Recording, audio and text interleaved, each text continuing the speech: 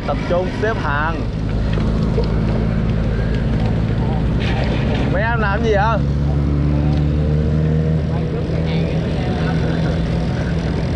Em làm gì vậy Điện?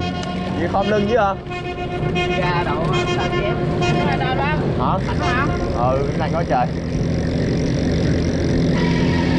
Ê! Ê!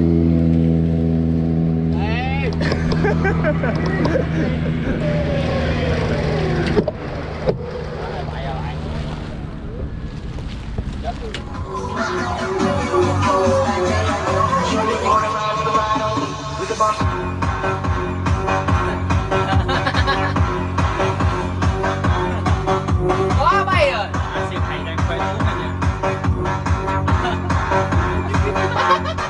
Ủa bạn nữa hả? Không biết đường mà. Cái này bảo lưu vào năm sau nhá. Ban tổ chức kêu ban tổ chức bảo lưu cho năm sau.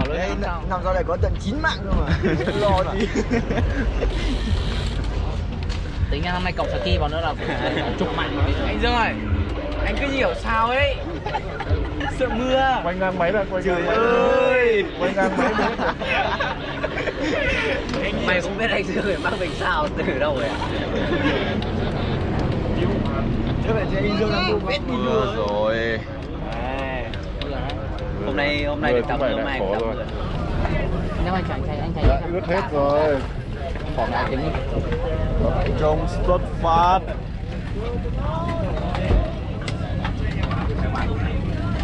Xuất phát chính thức rồi, không còn rớt nữa rồi.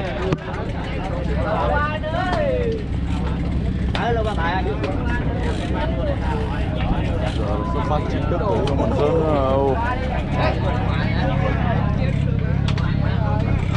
100 km. Đến tía này xuất phát luôn đó. Phát liền luôn á.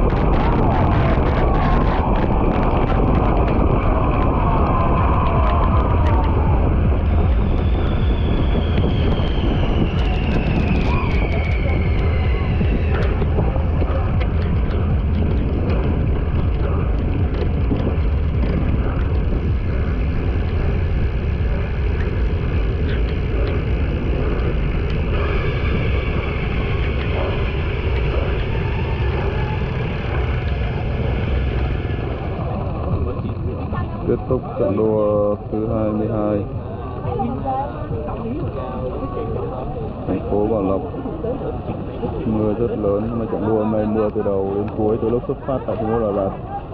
Hôm nay một ngày đua khá là mệt và phải tập trung cao độ các vận động viên vì trời mưa che khuất tầm nhìn các vận động viên.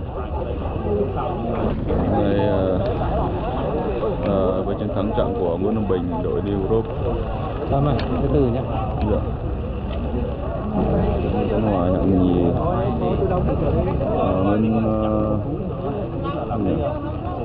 nhì bú của Vilama hạng 3.